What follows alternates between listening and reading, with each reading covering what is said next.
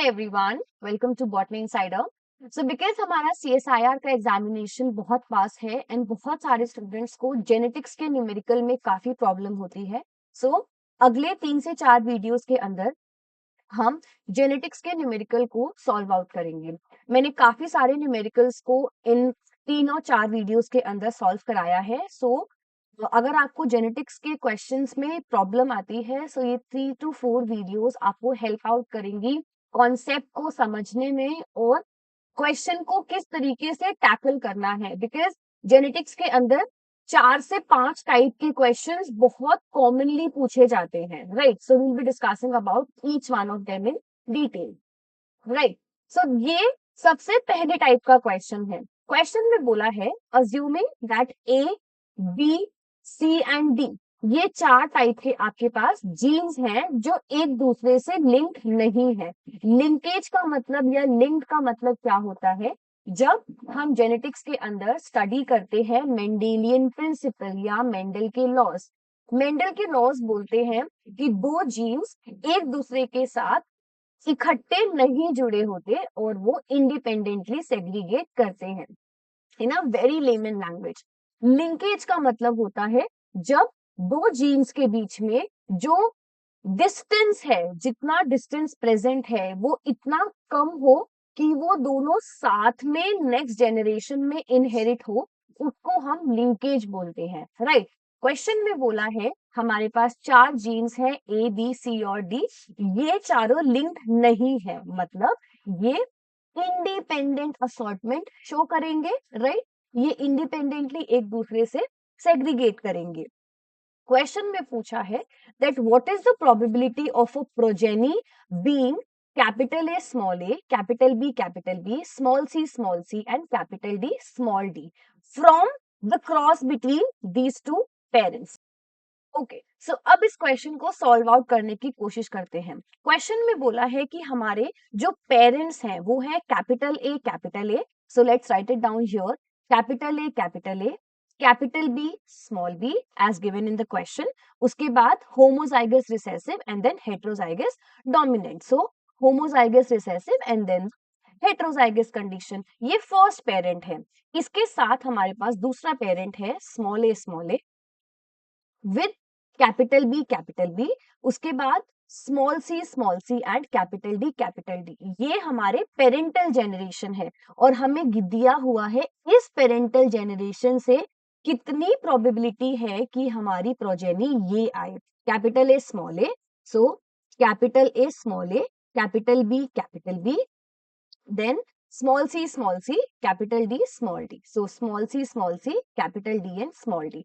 अब बिकॉज ये क्वेश्चन में हमें पहले से गिवन है कि यहाँ पर कोई लिंकेज नहीं है, we do not have any kind of linkage, so हम हर एक जीन को इंडिपेंडेंटली स्टडी करेंगे, राइट।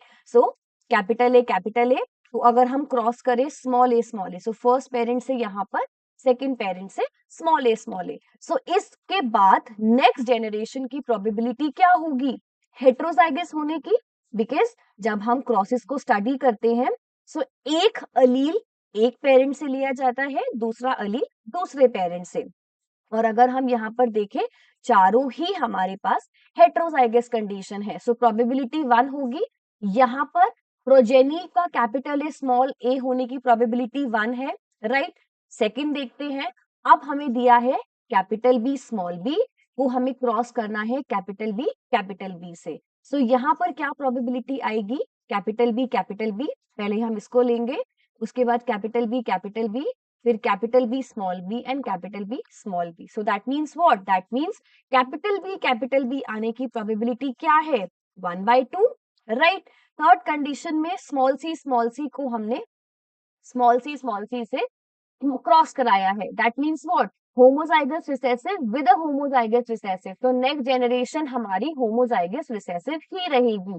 सो स्मॉल सी की प्रोबेबिलिटी अगेन 1 होगी। Then capital D small D, इस वाले पेरेंट से और इस वाले पेरेंट से कैपिटल डी, जब हम इसको क्रॉस कराएंगे so capital D, then capital D small d, यहाँ पर हमें चाहिए capital D small d, right? So probability क्या है आउट ऑफ द 4? 2 की प्रोबेबिलिटी है, so 2/4 which is equal to 1/2, right? So capital D small d होने की प्रोबेबिलिटी 1/2 होगी। अगर हमें ये प्रोजेनी चाहिए, सो हमें इन चारों की प्रोबेबिलिटी को मल्टीप्लाई करना होगा which is equal to 1/4, right? Did you understand the question everyone? बहुत सिंपल क्वेश्चन है। ये क्वेश्चन दिखने में बहुत डिफिकल्ट है, बस हमें याद रखना है। अगर लिंकेज नहीं है, हमें इंडिपेंडेंट असॉर्टमेंट का केस स्टडी दिमाग में रखना है और हम उसके अकॉर्डिंग चारों की इंडिविजुअल प्रोबेबिलिटी निकालेंगे और हम फाइनल आंसर को सॉल्व आउट करेंगे, राइट? सो आंसर क्या होगा? Option number 3, third is the correct answer for the question. बहुत सिंपल क्वेश्चन है, आई होप इट्स क्लियर। आपको कुछ भी डाउट आता है इस क्वेश्चन में, कमेंट सेक्शन में लिखिए and I will help you out. Okay, so next question है the distance between the bacterial genes as determined from the interrupted mating experiments is measured in the units of what?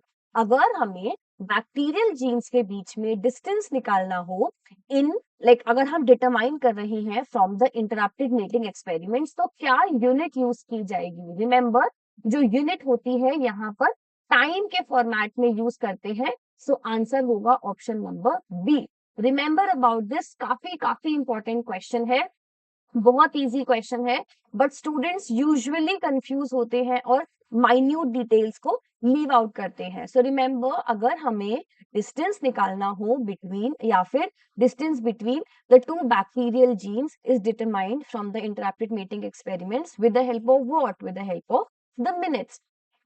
आपके पास एक homework है, आपको comment section में लिखना है हम सेंटी मॉर्गन किस पर्टिकुलर सिचुएशन में यूज करते हैं, क्योंकि ये भी एक यूनिट होती है in order to measure the distance between the genes. लेकिन क्वेश्चन में मतलब आपका होमवर्क है, आपको इस चीज का आंसर कमेंट्स में लिखना है कि सेंटी मॉर्गन हम किस सिनेरियो में यूज करते हैं, राइट? सो पिछले क्वेश्चन का आंसर ऑप्शन डी है। एक और टाइप का क्वेश्चन सॉल्व करते हैं। यहाँ पर क्वेश्चन है इन अ ट्रांसफॉर्मेशन एक्सपेरिमेंट, मतलब अगर हम एक ट्रांसफॉर्मेशन एक्सपेरिमेंट करते हैं, the donor DNA from the Z E coli from a equalized strain with a genotype of Z plus and Y plus was used to transform a strain of Z minus and Y minus. So initially हमारे पास ये strain था, इसे हमने transform किया Z minus और Y minus में, और हमारे पास ये फ्रीक्वेंसीज आई कैपिटल Z प्लस और Y प्लस की 200, Z प्लस Y माइनस की 400, Z माइनस Y प्लस की 400।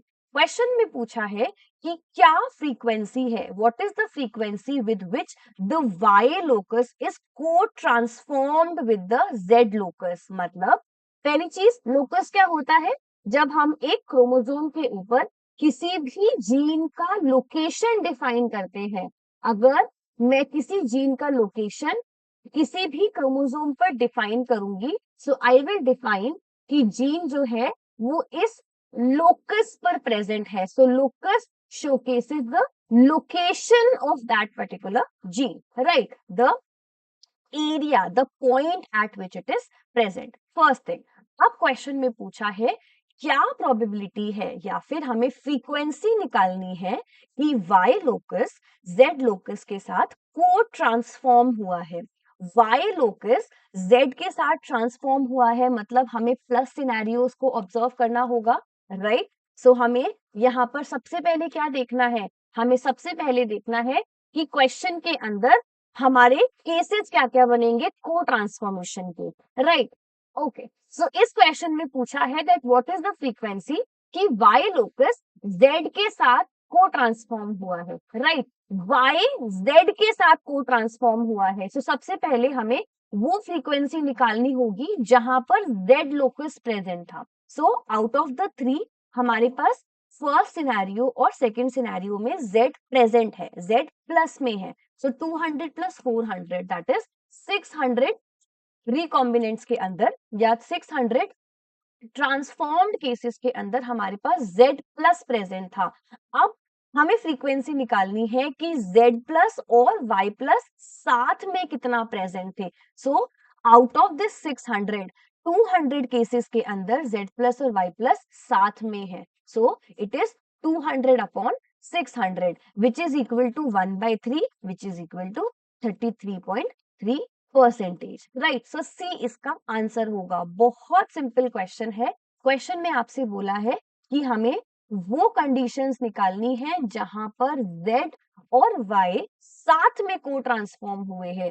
साथ में को ट्रांसफॉर्म होने का मतलब हमें पहले वो वाले सारे केसेस चाहिए जहां पर z प्लस इकट्ठे था, उसके बाद सिर्फ वो केस चाहिए जहां पर y और z साथ में थे, राइट। सो नीचे z वाले टोटल कितने थे 600 और सिर्फ z कहा z और y साथ में कितने थे 200 केसेस में।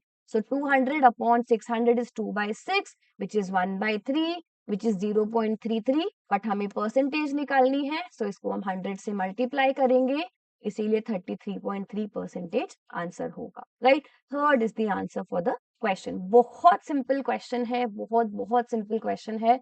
दिखने में काफी ज्यादा सिंपल है, लेकिन क्वेश्चन दिखने में डिफिकल्ट है, बट अगर हमें इसके पीछे का लॉजिक पता हो सो हम इस क्वेश्चन को दिक्कत नहीं करेंगे, बहुत इजीली एग्जाम में सॉल्व आउट कर सकते हैं, right. I hope the question is clear to all. अब एग्जाम में बहुत सारे तरीके से क्वेश्चन आ सकता है। आपसे वाई वाला कंडीशन में पूछ सकते हैं। अगर हमसे पूछा जाए विच आर द कंडीशंस जिसके अंदर जेड और वाई साथ में ट्रांसफॉर्म हुए हैं, वो कंडीशन भी सॉल्व कर सकते हैं। ये भी पूछा जा सकता है कि किसके अंदर y नहीं था। सो अगर क्वेश्चन में आए कि no transformation of y with z, so हम सेकंड कंडीशन में क्या करेंगे, 600 सेम रहेगा y और z के प्रेजेंस का, लेकिन हम सेकंड कंडीशन कंसीडर करेंगे जहां पर y प्रेजेंट नहीं था। सो 600 डिनोमिनेटर में और 400 न्यूमरेटर में, सो हमारा आंसर 2/3 होगा which will be a different scenario, right. So paper में क्वेश्चन किसी भी टाइप का आ सकता है, लेकिन हमें बेसिक कॉन्सेप्ट को समझना होगा कि क्वेश्चन में पूछा क्या है, right. I hope the question is clear to all. Let's move forward to the next question now. Okay, so let's try to solve out this particular question. ये एक और टाइप का क्वेश्चन है, बाकी क्वेश्चंस हम नेक्स्ट क्लास में solve करेंगे। Question पूछा है, a cross was made between a pure wild type male, pure wild type male है, and brown eyed curled wing female of the Drosophila melanogaster, right. अब F1 females were test crossed. F2 females were obtained as follows. So F2 generation, second filial generation के अंदर हमारे पास ये scenarios आए। Wild type जो थे वो 200, brown eyed curled wings 150, brown आइड normal wings 30, normal आइड curled wings वर 20। So total 400 हमारे पास next generation में प्रोजेनीज शोकेस हुए। क्वेश्चन में पूछा है the genetic distance between the brown eye and the winged curled wing locus is how much? Question के अंदर बहुत simple चीज पूछी है कि जेनेटिक डिस्टेंस कितना है brown eye curled wing locus के अंदर, राइट। या एक काम करते हैं, take this question as homework, और मैं ये वाला क्वेश्चन आपको कल के जेनेटिक्स के क्लास में स्टडी करवाऊंगी, राइट। सो हम ये कल जो आपके पास नया वीडियो आएगा जेनेटिक्स का, उसके अंदर हम इस क्वेश्चन को सॉल्व करेंगे, right. So take this question as a homework and put it down in the comment section, और कल आपको इसका सोल्यूशन मिलेगा, right. I hope the answers of whatever questions that we have discussed till now are clear to all. आपको कोई भी और doubt आता है आप पूछ सकते हैं कमेंट सेक्शन के अंदर। I'll help you out in the best manner, right? So let's meet tomorrow in part B or second part of the genetics numerical. Okay, bye everyone, take care, all the best.